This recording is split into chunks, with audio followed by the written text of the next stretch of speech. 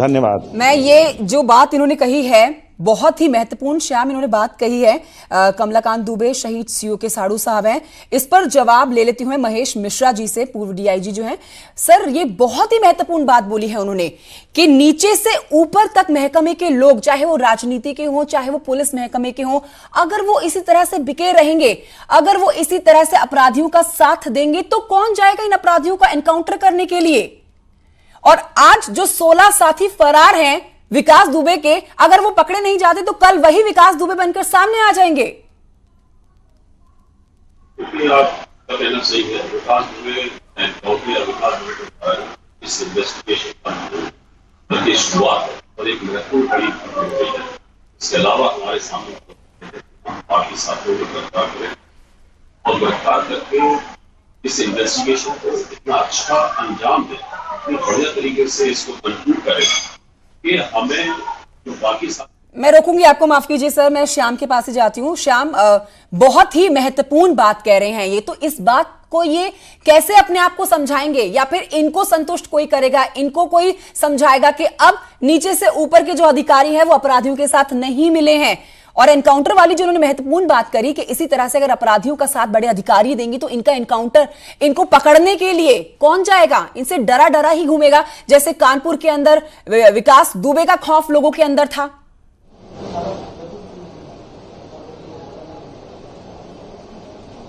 जी बिल्कुल, जो सवाल उन्होंने उठाया है बिल्कुल लाजमी सवाल है। जिस तरीके से ये घटना सामने आई थी कि एक जाबाज पुलिसकर्मी जो दबिश देने के लिए गया था और उसके साथ के लोगों ने ही पुलिस को मुखबिरी कर दी, और इस दौरान उसे तैयारी करने का मौका मिला, अपने शूटरों को बुलाने का मौका मिला, क्योंकि वो पहले से जानता था कि सीओ उनकी जो गलत गतिविधियां हैं उनके ऊपर नज़र रख रहे हैं और उस पर लगातार दबाव बनाने का काम कर रहे हैं। तो उसने पहले से ही डिसीजन कर लिया था कि जो सीओ हैं उनको किसी भी कीमत पर बख्शना नहीं है। और जिस तरीके से कबूलनामा भी उसका सामने आया और उसने ये बात कही, क्योंकि सीओ ने ये कहा था कि उसकी एक टांग टूटी है और अगर वो क्या कहते हैं आपराधिक वारदातों को अंजाम देता रहा तो उसकी दूसरी टांग भी तोड़ देंगे।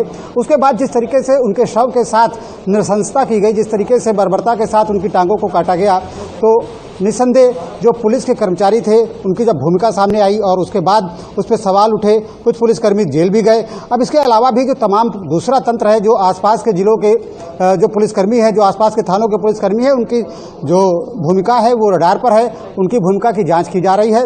ऐसे में निश्चित तौर पर एक सुरक्षा जो है लगातार, क्योंकि सीओ का परिवार सवाल उठाता चला आया है। इन्होंने सवाल उठाया था कि जो एक लेटर जारी किया था, सीओ ने लेटर लिखा था तत्कालीन डीआईजी को, उसको इन्होंने वायरल किया था और पूरा जो स्थानीय तंत्र है, स्थानीय प्रशासन है, जो स्थानीय पुलिस है, वो उस पत्र को फर्जी साबित करने में जुट गए थे। बिल्कुल, बहुत महत्वपूर्ण ये पॉइंट उठाया गया है। बहुत देर से मैं अनुभव चक जी के पास नहीं गई हूँ, राजनीतिक विशेषज्ञ हैं वो। सर माफ कीजिए, मुझे समय लगा आप तक पहुंचने में। ठीक है, उनसे हमारे साथ उनसे जुड़ने की मैं कोशिश करूंगी फिर से। श्याम तिवारी, आप ही से मैं सवाल ले लेती हूं कि ये परिवार क्या अब जो इस तरह से इस परिवार के ऊपर दुख की घड़ी बीती, जब इनको ये खबर मिली कि सीओ साहब नहीं रहे, इनके परिवार का सदस्य शहीद हो गया, तो जाहिर सी बात है घर में एक बहुत ही संकट की घड़ी आ गई होगी। लेकिन आज वही समय है जब वो जिसने अपने घर की छत से खड़े होकर गोलियों से भून डाला इन पुलिस वालों को, आज उसका एनकाउंटर हो गया है।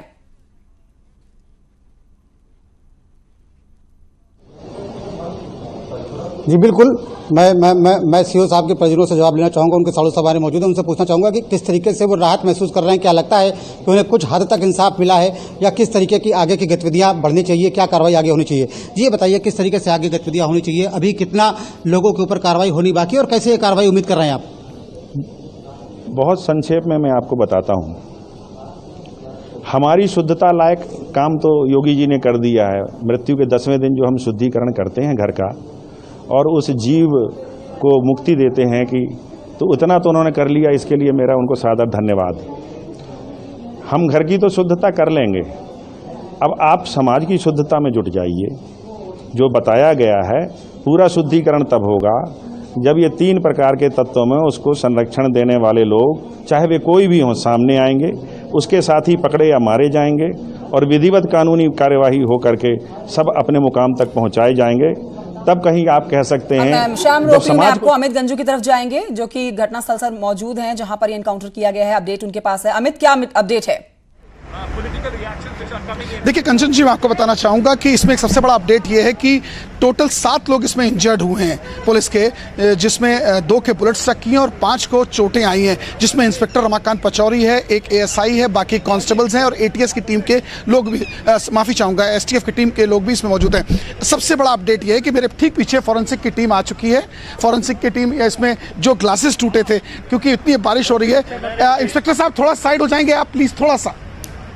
देखिए ये गाड़ी पूरी ओवरटर्न है, इसमें ग्लास पूरे हो चुके, इसका बम्पर टूट चुका है और उसमें पूरा, अब देखिए टीम के लोग उस तरफ पहुंच चुके हैं। देखिए अगर मैं अपने कैमरामैन से कहूंगा, उस तरफ देखिए जहां अम्ब्रेला लगाए लोग हैं, उस दिशा में भागा था विकास दुबे, जहां पुलिस से उसका मुठभेड़ हुई। मुठभेड़ में वो मार गिराया गया। उसने एक पिस्टल छीना है, जिसके बाद जो स्पॉट इस टाइम पेड़ का दिख रहा है, मैं थोड़ा इसको चाहूंगा कैमरामैन इसको आप पैन करके दिखाएं, ठीक जहां वहां एक रिबन, इसका एक ऑब्स्ट्रक्ट रिबन लगाया गया जिसके जहां से बुलेट क्लियर हुआ है। तो कंचन ठीक पीछे पूरी टीम फॉरेंसिक की लगी है। वैसे तो ये सवाल पूछना बड़ा अटपटा सा लगेगा अमित गंजू, लेकिन आप वहां घटनास्थल पर मौजूद हैं, आप पुलिस कर्मियों के साथ ही लगातार बने हुए हैं जब से ये पूरा घटनाक्रम हुआ है, एनकाउंटर हुआ है विकास दुबे का। क्या ये पता लग पाया है जो 7 अधिकारी जो घायल हुए हैं उनमें से वो कौन सा अधिकारी था जिसकी पिस्टल छीनने की कोशिश करी विकास दुबे ने, इतना दुस्साहस दिखाने की कोशिश करी? और आज जो बारिश खेल कर गई है और इस बारिश में ही ये खेल हुआ, अगर ना गाड़ी फिसलती, ना गाड़ी पलटती,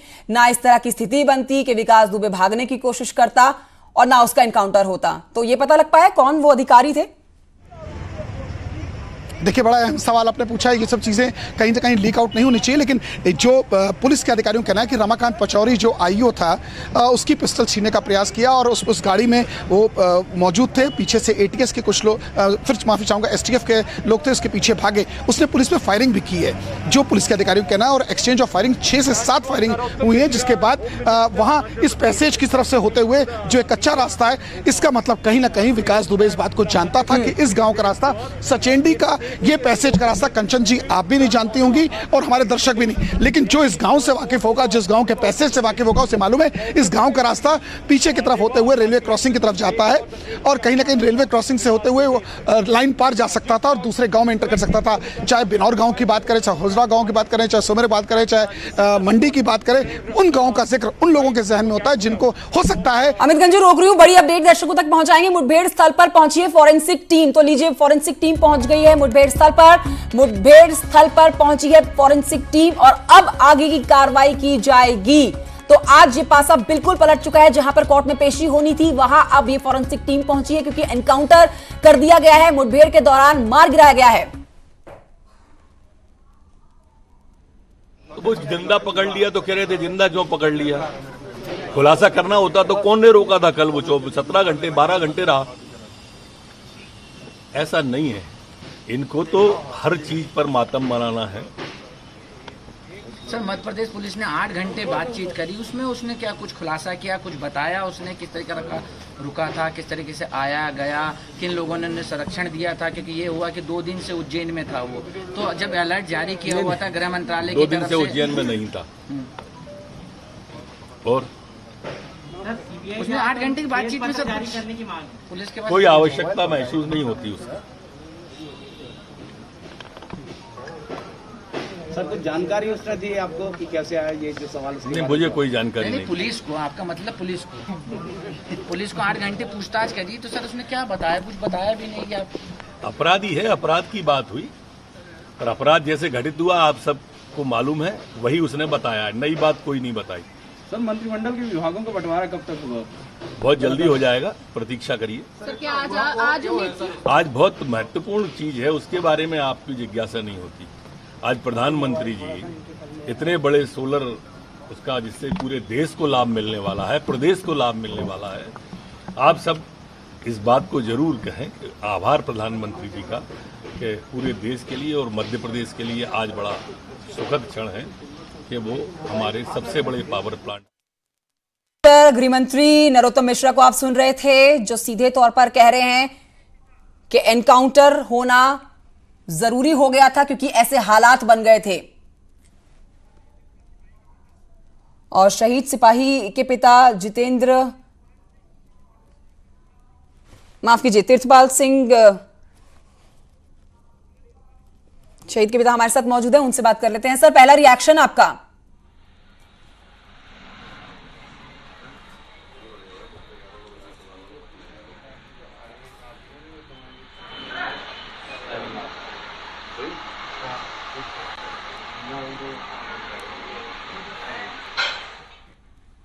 मैं महेश मिश्रा जी के पास आती हूं। पूर्व डीआईजी हमारे साथ लगातार बने हुए हैं और हम उनसे बहुत अपडेट्स ले रहे हैं, बहुत सारी चर्चा उनसे कर रहे हैं। सर, एक सवाल आपसे कि ये 16 अपराधी जो अब भी फरार हैं, जिनको लेकर अब सवाल उठ रहे हैं और जिनको लेकर अब जो शहीद के परिजन हैं, उनकी मांग है इनको जल्द से जल्द पकड़ने की, इनको धर दबोचने की। तो अब पुलिस इन तक पहुंचने के लिए जल्द से जल्द, क्योंकि सवाल पुलिस के ऊपर खड़े हो रहे हैं, क्या कार्रवाई अब करने वाली है आगे?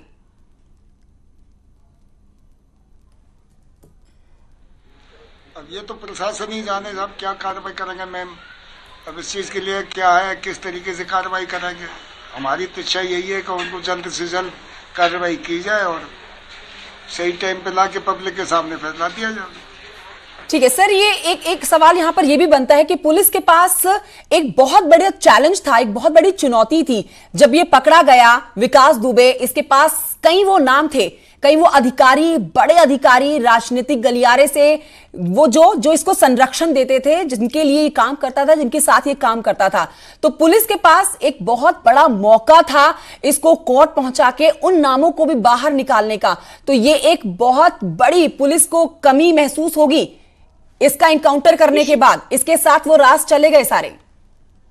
देखिए, ऐसा है कि पुलिस कस्टडी में जिस मुलजिम को लिया जाता है, अभियुक्त को लिया जाता है या ट्रांसपोर्ट किया जाता है, तो ये पूरी सावधानी बढ़ती जाती है कि कोई ऐसी घटना दुर्घटना ना हो जिससे कि ये अभियुक्त भाग जाए या अभियुक्त अभियुक्त को सुरक्षित पहुंचाना हमारी जिम्मेवारी है पुलिस की। वो पुलिस कस्टडी में था तो पुलिस की ये बड़ी गहन जिम्मेवारी थी कि उसको सुरक्षित वहां से लाकर और कोर्ट में दाखिल करना, कोर्ट के सामने प्रस्तुत करना मजिस्ट्रेट के सामने। और इस बीच में ये घटना हुई है, तो निश्चित रूप से ये घटना जो हुई, तो इसके साथ साथ क्योंकि उससे काफी कुछ हमें मिलना था, विकास दुबे से हमें काफी कुछ मिलना था, विकास दुबे से हमें पूरी प्लानिंग पता होनी थी, विकास दुबे से कौन कौन लोग शामिल थे उनका पता होना था, विकास दुबे से सारे घटनाक्रम का मालूम होना था। वो इस इन्वेस्टिगेशन की अहम कड़ी थी। निश्चित रूप से यदि वो मारा गया है तो काफी महत्वपूर्ण कड़ियां हमारे हाथ से निकल गई और निकल जाएंगी।